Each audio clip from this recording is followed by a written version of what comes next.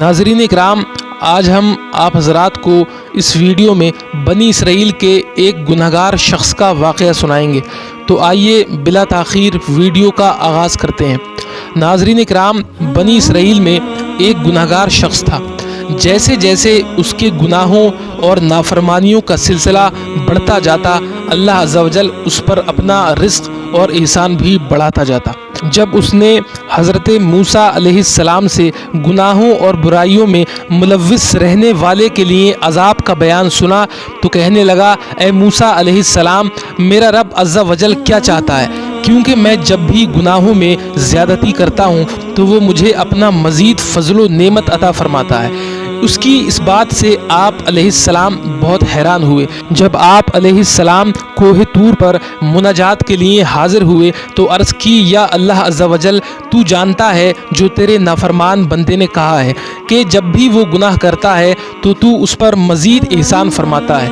تو رب ذوالجلال نے فرمایا، اے موسیٰ، میں اس کو عذاب دیتا ہوں لیکن وہ جانتا نہیں۔ حضرت سیدنا موسیٰ علیہ السلام نے عرض کی، مولا، تو اسے کیسے عذاب دیتا ہے حالانکہ تو اس کے رزق کو کشادہ کرتا ہے اور اسے ڈھیل دے دیتا ہے؟ جواب ملا، میں اسے اپنی بارگاہ سے دوری اور اپنے فضل و کرم سے محرومی کا عذاب دیتا ہوں، اپنی اطاعت سے غافل کر دیتا ہوں، اپنے حضور مناجات کی لذت سے سلائے رکھتا ہوں، اور سحری میں اپنے عتاب اور اپنے دل نواز خطاب کی لذت سے محروم کر دیتا ہوں۔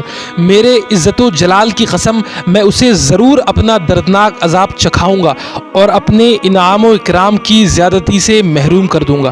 پیارے اسلامی بھائیوں، گناہوں میں مقابلہ کرنے والوں کو دیکھ کے ان کو بہت زیادہ مہلت دے دی گئی ہے اور ان کو عذاب دینے میں جلدی نہ کی گئی ہے، بلکہ انہیں ڈھیل دے دی گئی ہے، مگر وہ گناہوں کی لذات پر خوش ہیں، حالانکہ یہی لذات ان کے لیے غم کا باعث بن جائیں گی۔ اے میرے پیارے اسلامی بھائیوں، گناہوں کے بھیانک انجام پر غور کرو، کیسے لذتیں ختم ہو جائیں گی اور خامیاں باقی رہ جائیں گی۔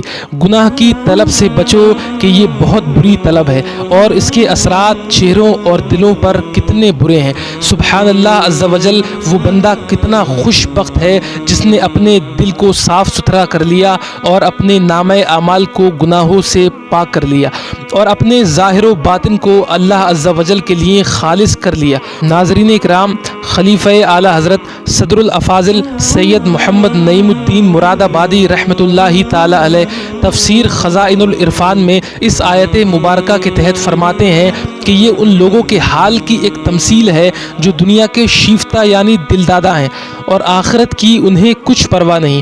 اس میں بہت دل پذیر طریقے پر خاطر گزی کیا گیا ہے کہ دنیاوی زندگانی امیدوں کا سبز باغ ہے۔